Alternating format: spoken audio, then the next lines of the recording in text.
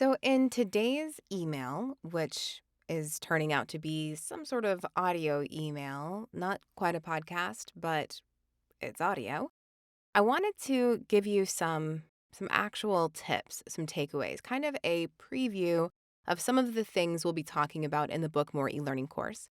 The Book More e-learning course is a really well-rounded approach to booking e-learning narration work. And the reason I say that is because it doesn't just focus on performance, although obviously performance is very important to booking any kind of voiceover work. It also focuses in on the actual administration work, what you need to be doing to get the opportunity even to offer your talents to a potential client for narration work. So, what do you need to be doing on a day-to-day basis to set yourself up for booking narration work, for making those connections with potential clients, but also what is the prep, right? Because you're not just going to all of a sudden get an influx of emails asking you to voice courses. You're also not going to do a one-time event, like maybe you market one day and then all of a sudden you're set. You've got all of the leads that you need and you're booking e-learning work regularly. There is a workflow and a routine that you have to commit to, that you have to know, commit to, internalize, and implement to even give yourself the possibility of booking e-learning narration work outside of auditioning. Obviously, there's the traditional auditioning route that you can go, and that is totally legitimate and good. And if you want to go that route, it works. If you're a good auditioner and if you have the right access to auditions, whether that's through agents or online casting sites with e-learning, you're going to find it mostly on online casting sites. But if you want to diversify your opportunities so that you're not only looking at auditioning, but you're also looking at outreach, you need to know this workflow. And there isn't just one workflow, but the important thing is that you have a workflow. Whether you choose to model it off of someone else's or you want to create your own, you need to have a workflow. So the Book More e-learning course is going to cover that 100%. It's going to cover the workflow. It's also going to cover the performance stuff. And today, that's what I wanted to talk to you about. There are a few things that I think performance-wise will really give you a leg up when, especially, this is super helpful for when you're reading on your own, but especially when you are in the studio. If you have a client that likes you to go to a studio and you're working with an engineer for e-learning narration work, if you happen to book that kind of work, these are the kinds of tips that will make you and your engineer best friends, that will make them want to hire you for everything. So let's get into that. And of course, like I said, this isn't only for when you're working with an engineer in a studio. It's extremely beneficial to you at home. Also, probably more so for you when you're at home, actually, which I'll explain why in a moment. But most of these are efficiency tools tied with kind of emotional intelligence tools, which will help you to give a more believable read, which is going to make your clients love you because it's just so much easier to listen to. I have clients that not only enjoy working with me because, they think it's effective for the end user who's going to eventually be, listening to my voiceover in the courses, but if you think about the person who's creating the courses, they have to listen to all of that audio as they're inputting it into the course.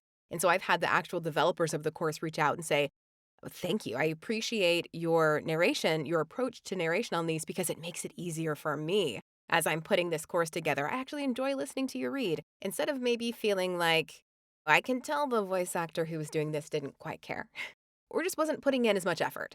Okay, so let's get to these tips that I wanted to mention to you. And absolutely feel free to take notes on these. Some of them are, it might seem like, oh, that's pretty basic, or that's not difficult to do, or I could have thought of that.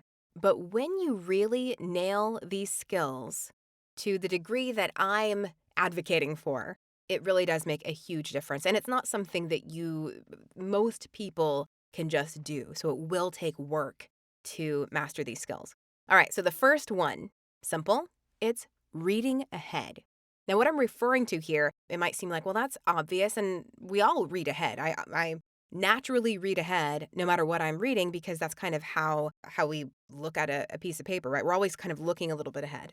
But I'll tell you about one time when I was recording in the studio, and this was for e-learning, and we got done with a particular section, and the engineer and the client were behind the glass listening, and they, pushed their button so that I could hear them in my headset. I was in the ISO booth with my headphones on, and they commented on the fact that they felt I was reading 2 to 3 lines ahead. So, in my mind, I was 2 to 3 lines ahead of the words that were actually coming out of my mouth. And the reason that they observed that was because when I came across something that required a certain intonation to go into a line or to come out of a line or to prep for an upcoming line, I would nail them on the first take and not have to go back and go, oh, we're about to do this. I better set up for this part. We're about to go into a bulleted list, or we're about to go into there's about to be a tonal shift.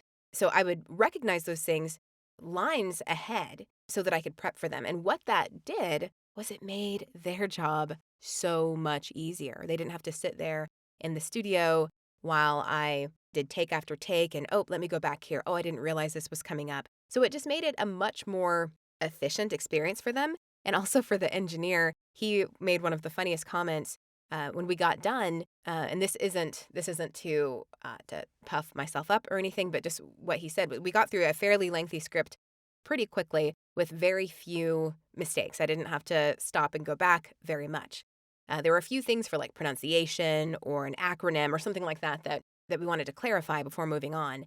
But what the engineer said was, if only I could get you to stop breathing, to stop taking breaths, then this would be perfect. And what he meant by that, it wasn't as vulgar as it sounds. He was going to remove the breaths from the audio, and basically he was saying that's the only editing I have to do. You basically did this thing in one take. And so the only thing left for me to do is remove the breath. So if I could get you to just, to somehow learn how to not breathe while you're recording, then I wouldn't have to do anything. Anyway, I thought that was a pretty funny comment. And it was a great, it's nice when the people you work with enjoy working with you and recognize the effort that you're putting into your narration. Now, the reason I said up front that these tools are probably actually more beneficial to you when you're reading on your own in your home studio than when you are in a recording studio with an engineer, et cetera, is because if you are getting paid hourly, so if you're getting paid hourly and you're a super efficient voice actor, you might get done in maybe 45 minutes, whereas it may have taken someone else an hour 15. And so you're getting paid less in the studio. So, but for me, with my clients, I like doing good work for them.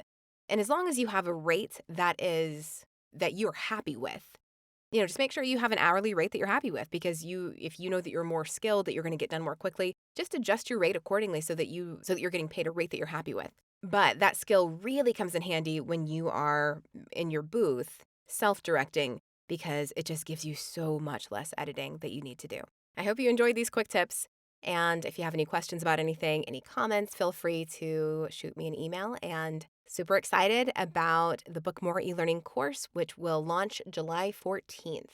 I'll have a mini course with more tips via email leading up to the course, leading up to the launch on the 14th. So stay tuned for more e-learning narration awesomeness. Thanks.